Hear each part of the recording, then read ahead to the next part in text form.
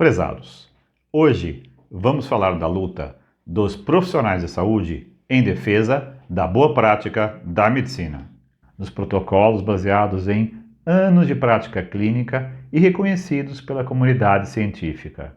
Inicialmente, vamos esclarecer a diferença entre fake news e crença. E depois vamos falar de casos reais que os médicos enfrentaram nessa onda de informações falsas que assola o mundo, principalmente nas redes sociais. É preciso salientar que uma fake news, uma notícia falsa, é diferente de uma crença que o paciente possa ter. Uma crença pode até estar relacionada com algum tipo de fake news, mas dependendo de como o paciente se coloca, devemos encarar como coisas diferentes. Se ele acredita que o suco de cenoura vai curar determinada doença, se acredita em florais, se acredita que a cloroquina vai tratar a Covid, ou se ele acha que a Terra é plana, isso são crenças e não devem ser tratadas necessariamente como fake news. Uma coisa é dizer, não acredito nas vacinas. Isso é crença. Outra é dizer, a vacina não foi testada. Isso é fake news. Depende de como a pessoa constrói a frase. Se é uma crença ou se a pessoa está repassando uma informação falsa. O Código de Ética Médica brasileiro protege a autonomia e a crença do paciente. Vamos ver. É vedado ao médico, artigo 31, desrespeitar o direito do paciente ou de seu representante legal de decidir livremente sobre a execução de práticas diagnósticas ou terapêuticas, salvo em caso de iminente risco de morte. Se o cidadão não quiser tomar determinado medicamento, não fazer uma cirurgia, etc., não é obrigado, ele tem autonomia. Agora vamos supor uma situação no outro extremo. Chegou uma criança no hospital, sofreu um acidente. É uma situação de extrema emergência, risco de perder a vida iminente. Precisa de transfusão de sangue. Independente da religião, o médico tem o direito e o dever de salvar essa criança, de fazer o que for necessário. Isso é decisão do STJ. Não precisa obedecer aos pais. E numa situação de consultório, no dia a dia, o que podemos fazer diante de uma crença contrária às diretrizes da medicina? Ouça o paciente respeitosamente, explique a base científica, os protocolos, etc., e respeite a decisão do paciente. O ideal é entender como é a vida daquela pessoa e chegar a um acordo com ela. Pergunte que horas ela sai do trabalho, se tem condições de fazer uma academia, uma atividade física, onde e o que ela almoça, etc. Vamos ao primeiro caso de desinformação. Janeiro de 2022. Época de pandemia. Muita gente nos hospitais tratando Covid. Surto da variante Ômicron. Eu trabalhava para uma firma de medicina ocupacional em Santana do Parnaíba. Exame periódico. Um cidadão entra sem máscara afirmando que a pandemia de Covid acabou. Isso é fake news. Não sei onde contaram isso para ele. Os hospitais estavam cheios.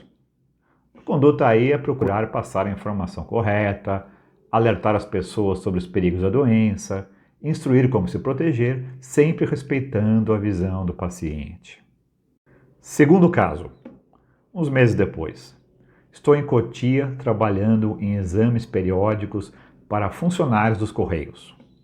Olho a ficha do cidadão e pergunto, o senhor não tomou as vacinas? Ele me responde dizendo que não acredita nelas. Isso é crença, possivelmente produzida e influenciada por fake news. Era uma pessoa que participava desses grupos de WhatsApp extremistas ligados a questões políticas. Antes de ir para o terceiro caso, cabe aqui uma reflexão. Vamos entender os caminhos da desinformação. Quase todos os médicos seguem as diretrizes das sociedades de medicina. Respeitam os protocolos dos hospitais e praticam a medicina de acordo com a comunidade científica. Eu nunca trabalhei com nenhum médico que fosse antivacina ou que acreditasse em cloroquina. Mas existem quase 550 mil médicos no Brasil. Mais de 90%, talvez 99%, segue os protocolos. Não fiz uma pesquisa, esse número é só uma hipótese para a gente refletir. Se você tiver 1% que é antivacina e acredita em cloroquina, já seriam 5.500 médicos. Se for 2%, piorou, já seriam quase 11 mil profissionais. Se algum desses forem influenciadores digitais, mesmo que seja uma meia dúzia, está feito estrago. Já existem políticos que são negacionistas. Eles já têm WhatsApp, YouTube, etc. Então essas crenças se disseminam igual certas doenças. São muitas pessoas que acreditam nesse tipo de coisa. Espalhar negacionismo nessa magnitude, nessa extensão, também não é barato. Para impulsionar esses vídeos, essas ideias nas redes sociais, foi gasto dinheiro. Para convencer tantas pessoas, muitas delas, inclusive alfabetizadas, a acreditar nesse tipo de coisa, foi investido uma grana. Usaram algoritmos para atingir pessoas que já têm uma tendência a acreditar em teorias da conspiração. Não foi barato. Teve empresa que financiou esse tipo de desinformação. Apesar das fortes evidências demonstrando o benefício das vacinas, ainda hoje existem pessoas que insistem em ideias conspiratórias. Não sei se alguém que está assistindo esse vídeo ainda não acredita em vacinas. Vamos lá.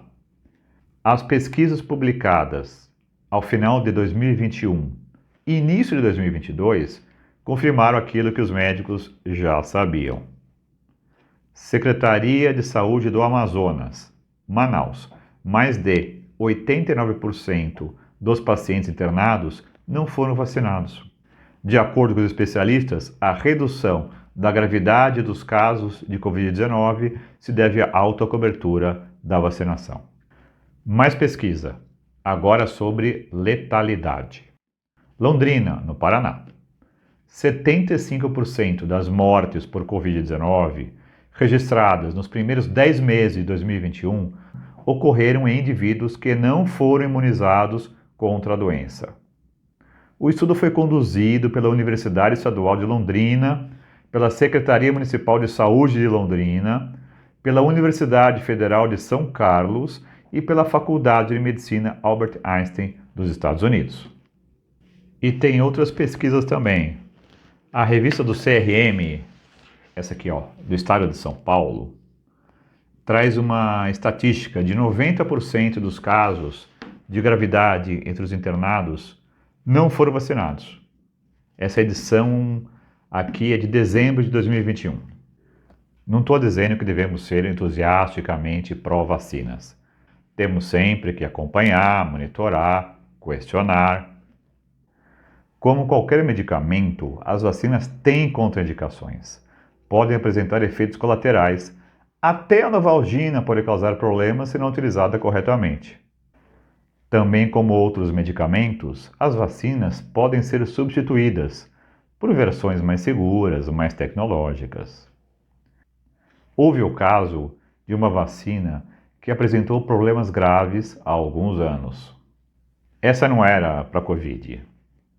Mas na hora que investigaram, constatou-se que o posto de saúde aplicou a vacina em uma senhora de 76 anos, provavelmente com imunidade baixa.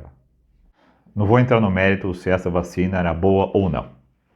O fato é que o sistema de saúde público precisa investir em formação profissional, humana. Só a tecnologia não resolve. O profissional precisa estar atento. Existem vacinas com no mínimo meia dúzia de contraindicações. Quem trabalha no SUS deve estar preparado e adotar a conduta correta. Um procedimento importante é a farmacovigilância. O sistema de saúde precisa monitorar e avaliar os medicamentos e entender seus possíveis efeitos adversos. Outra lição importante é a maneira como pessoas anti-vacinas apresentam esses casos. Contam histórias pela metade, montam trechos editados de telejornais, enfim, os caminhos da desinformação. Terceiro caso. Interior de São Paulo. Funcionário dos Correios. 50 e poucos anos. Pressão arterial sistêmica, 160 por 110 milímetros de mercúrio. Aferi uma segunda vez, e era isso mesmo. Perguntei: o senhor toma alguma medicação? Ele: não tomo. O senhor já foi diagnosticado com hipertensão arterial? Já. E o médico não receitou nenhum medicamento, indicou mudanças de estilo de vida? Ele: sim, eu tenho uma receita de losartana, mas parei de tomar. Eu: como assim?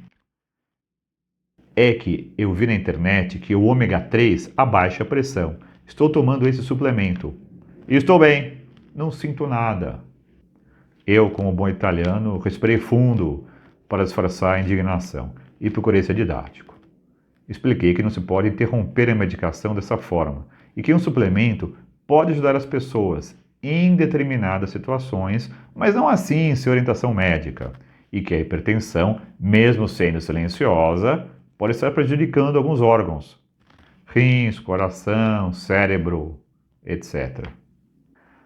Nesse caso, eu acredito que não tenha sido fake news. Ele viu algum vídeo falando dos benefícios do suplemento e interpretou dessa forma. Não acredito ou não quero acreditar que alguém tenha dito para parar a medicação e tomar um suplemento. Seria um absurdo. A internet pode ajudar, mas às vezes pode ser perigosa. Quarto caso, muito conhecido, saiu na imprensa, diversos órgãos. Hospital em São Paulo. Mais uma situação em que profissionais de saúde que combatem a Covid-19 relatam como suas rotinas têm sido afetadas por conflitos com pacientes e familiares de doentes, que se deixam levar por boatos divulgados em redes sociais. Vamos ao caso. Médica intensivista com paciente de 40 anos, entubado. Família insistia em uso de medicamento divulgado em redes sociais, cloroquina. Diante da resistência da médica, os parentes do doente chamaram a polícia e foram ao hospital ameaçando invadir a UTI. Antes, por telefone, ela havia esclarecido que, diante daquele quadro, ele poderia ter arritmia, possivelmente fatal. Argumentou sobre os níveis de potássio, cálcio, entre outros indicadores. Exames que foram efetivamente realizados. A médica alertou sobre os efeitos potencialmente graves, foi didática e se utilizou dos equipamentos disponíveis. Não foi fácil para os profissionais da saúde que atuaram na linha de frente. Não bastasse terem que enfrentar a pandemia, tiveram que enfrentar a corrente de desinformação que ainda veio temperada com algumas paixões políticas. E para a gente terminar, como o médico e os profissionais de saúde devem atuar diante dessas situações? Historinha rápida e real. Eu estava no segundo ano da faculdade de medicina, apresentando um seminário para a disciplina que era Antropologia Médica, descrevendo uma situação onde o paciente afirmava estar tomando um chá para determinada doença, por conta própria.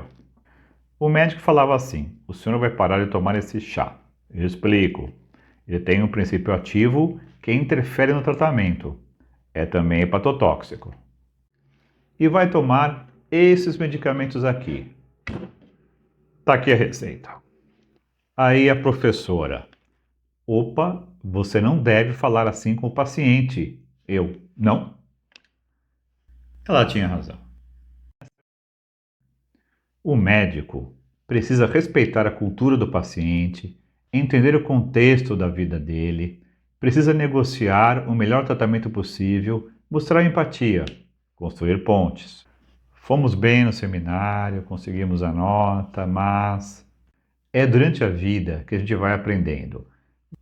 Vale acrescentar que a medicina é importante, é necessária, salva vidas, precisa de um rigor, mas não é o único conhecimento válido do mundo. Chega um paciente no consultório, ele pode estar precisando de um advogado, de um psicólogo.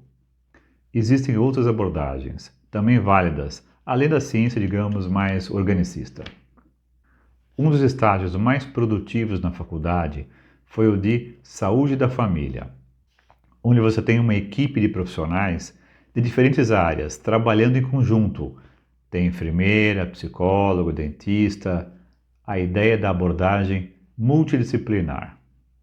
Cada um na sua área, atuando de acordo com a sua formação. Um exemplo até bastante recorrente. Simultaneamente a um tratamento medicamentoso na área de psiquiatria, pode haver também, em mútua colaboração, um acompanhamento com um psicoterapeuta. Aliás, existem estudos bem consistentes demonstrando que a atenção primária, tipo saúde da família, contribui para evitar a sobrecarga do sistema hospitalar. Gente, por hoje é isso. Obrigado por me acompanhar até aqui e até a próxima.